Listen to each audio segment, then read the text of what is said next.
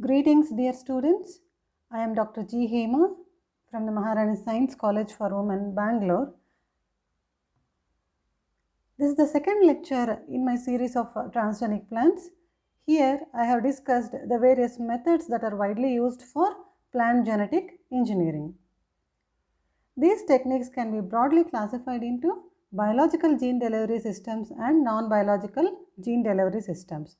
The biological methods include using agrobacterium or using viral vectors to introduce the transgene into host plant cells. The non-biological methods include particle bombardment, chemical stimulation of protoplast for DNA uptake, then electroporation, liposuction, microinjection, sonication, and silicon carbide mediated method of transformation. These non-biological methods are either physical or chemical mediated. Now, coming to the universally used method for plant transformation, that is using agrobacterium. The Agrobacterium tumefaciens is a gram-negative soil bacterium which is present in the rhizosphere of plants. This causes the crown gall disease in plants. This bacterium is termed as natural genetic engineering. The molecular basis of the crown gall disease lies in the Ti plasmid of this bacterium. The picture here shows an interaction between the agrobacterium cell and the host plant cell. The agrobacterium cell causes the crown gall disease in host by transferring a part of its Ti plasmid to the host plant cell. This DNA that is transferred to the host is called as tDNA or transfer DNA. The formation of gall can reduce the yield drastically and cause death of the plant. Now, the understanding that any gene that is placed in the tDNA can be introduced into the host plant made this useful as a plant transformation vector. The important region of this bacterium that is used for genetic engineering is the Ti plasmid. The Ti plasmid is a large catabolic plasmid of around 200 to even 800 kb in size, and this has four important regions, namely the tDNA region, opine catabolism, origin of replication, and the virulence region. Now, this tDNA or the transfer DNA is of 15 to 20 kilobases in length and is flanked by the left and right borders, which are repeats of around 25 bases. Within these left and right borders, the oncogenes, that is the auxin and cytokine genes, as well as the opine synthesizing genes are present. All these three sets of genes are placed under plant promoters and are expressed only after this tDNA is transferred to the host plant. Now, the virulence genes are important in transferring the tDNA from the agrobacterium to the host plant. Here I have listed the important Vir proteins. There are around 25 Vir proteins, but these are the most important ones functioning in the tDNA transfer. I have discussed in detail about the agrobacterium mediated transformation in the first lecture of this series. Let us move on to the other methods of plant transformation here. Before we move on to the other methods, let me briefly explain how the Ti plasmid is used as a plant genetic engineering vector. Now, though the Ti plasmid naturally has its own engineering abilities, to be used for our specific purposes, it needs to undergo certain modifications, which I have shown here. There are certain genes or regions from the Ti plasmid that are removed, some regions are retained, and some of them are added. So, auxin cytokine genes are removed, this is called as disarming. The opine genes are also removed, and other large stretches of DNA which are not wanted are also removed.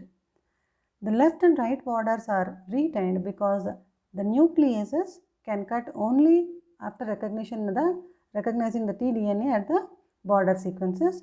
The virulence genes are very important because they are inevitable for transfer of the tDNA, and the origin of replication for the Ti plasmid in agrobacterium is also retained. Along with this, some more sequences are added to the Ti plasmid, including strong promoters and 3' polyadenylation signals to the transgene, multiple cloning site is added, and also bacterial and plant selectable markers are added. And since E. coli is used as a cloning vector in the process of agrobacterium mediated transformation, an origin of replication for E. coli is also added. And after all these manipulations are done to the Ti plasmid, there are two vector systems that were built up. The first one was called as the cointegrate vector system, which employed two smaller plasmids, that is a disarmed Ti plasmid and an intermediate vector for plant transformation. A later improvement was binary vector system. Binary vector system also employed two smaller plasmids which are named as the helper Ti plasmid and wide host range smaller replicon. For more details on this agrobacterium transformation, please listen to my first lecture in this series of transgenic plants. Moving on to the other biological method available for plant transformation, this is based on use of plant pathogenic viruses as vectors.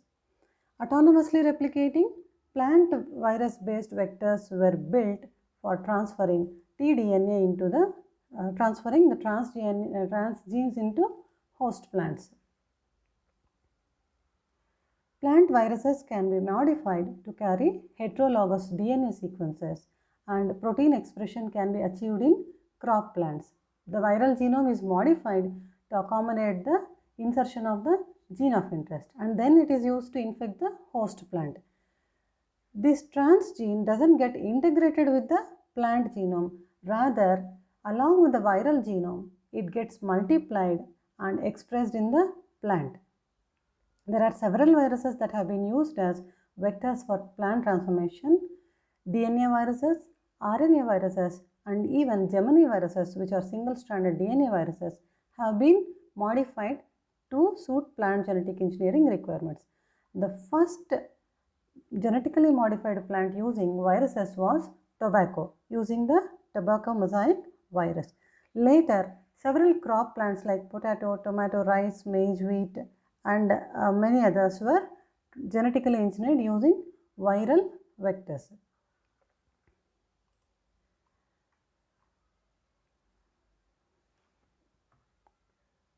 Viral vectors are non-integrative. That means they do not get integrated with the host plant genome. As such, the transgene also does not get integrated with the host genome. The viruses spread systemically in the plant tissues and accumulate in high copy number, and simultaneously this results in high copy number of the transgene also. So this is not a method of stable transformation. This is a method which is preferred only transient expression of the transgene is needed. So this has been used widely for commercial production of useful proteins. Later on, an advancement over the viral vectors called as agroinfection or agroinoculation was also developed. This is a combination of agrobacterium and virus based techniques. A engineered viral genome altogether is introduced into the tDNA region and then used for agrobacterium mediated transformation. The major constraint of using viral vectors for genetic engineering of plants is the packaging of the genome and the limitation of the size of insert. Now, let us see what is implantar transformation. Implantar transformation is a method of transformation which involves the direct delivery of transgenes into intact plants using either viral vectors or agrobacterium or even physical methods or chemical methods. Mostly it is used for agrobacterium, viral and physical method, that is the ballistic method.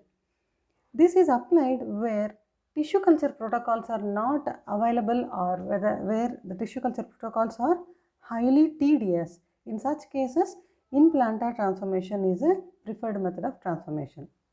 Here,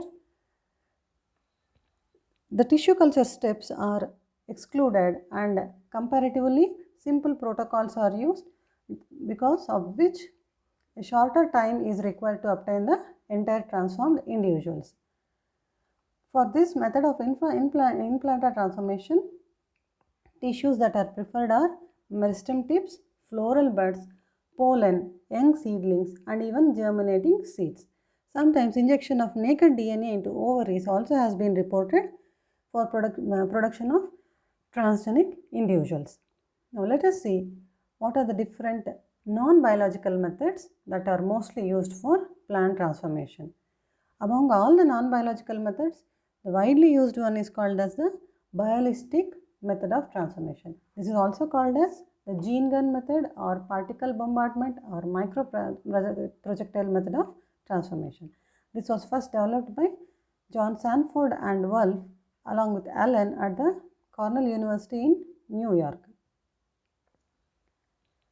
The apparatus basically consists of a barrel in which very high pressures using an inert gas are built up, and this chamber of high pressure is blocked by a rupture disc, and below the rupture disc there is a macro projectile placed, and over this macro projectile, micro projectiles are coated.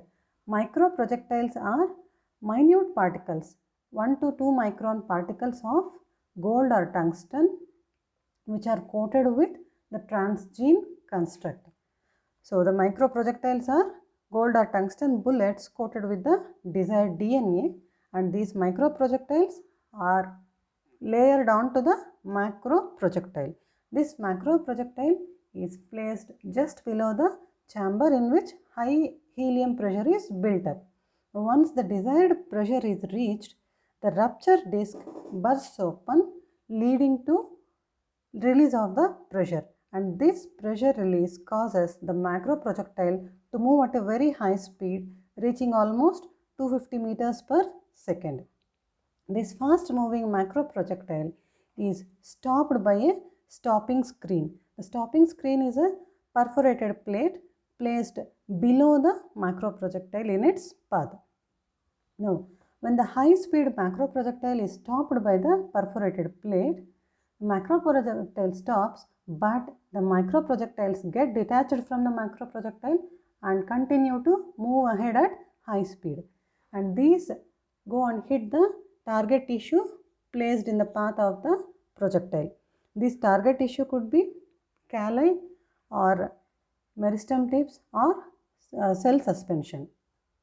So the micro projectiles carrying the transgene now enter the target tissue, where the transgenes are released from the particle surface and get incorporated into the chromosomal DNA of the cells. This is how a biologistic gun operates. Another method that is non-biological is called as polyethylene glycol induced transformation. PEG or polyethylene glycol in presence of naked DNA and divalent cations like calcium is used to introduce DNA into plant protoplast. Remember, only protoplast can be used for PEG-induced transformation. Protoplasts are naked plant cells, that is, plant cells devoid of the cell wall. Polyethylene glycol destabilizes the plasma membrane and renders it permeable to naked DNA. Now, this DNA that gains entry into the protoplasm through the permeable membrane later has a chance of getting stably integrated into the plant's chromosomal DNA.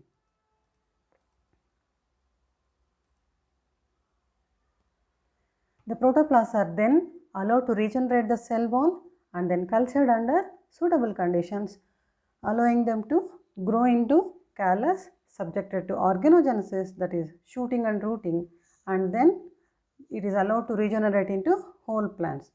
The major challenge in using PEG-induced transformation is it needs preparation of plant protoplast and also standardization of methods to regenerate the protoplast into whole plants. This can be quite tedious and may take years together. Another widely adopted method of plant transformation is electroporation method. Electroporation involves subjecting the plant cells to very short high voltage DC electric pulses, during which the cell membrane becomes permeable by formation of transient or temporary pores.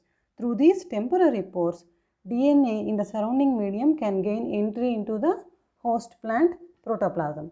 So this process is also called as electroosmosis. Both plasmid DNA and even Agrobacterium inoculum can be applied through this method. Tissues like cells, protoplast, callus and even immature embryo can be subjected to electroporation, but protoplasts are more preferred because cell wall can hinder the movement of DNA into the cell. This image shows how the electroporating apparatus works. It consists of a cell into which media is introduced and is connected to electrodes to which the power supply is attached. To this electric cell, naked plant protoplast belonging to the host species and the required gene construct carrying the transgene are also introduced. And once electric field is applied, DNA construct gains entry into the host plant cell, and once the electric field is removed, the transient pores seal themselves, the membrane heals itself, leading to retaining of the transgene in the protoplasm of the cell. Now this gains entry through the nuclear pores into the nucleus where it gets integrated with the host plant genome. Now these are the majorly used methods for plant transformation. I will be discussing the applications of transgenic plants in the lecture 3 of this series. Thank you for listening, viewers. Happy learning.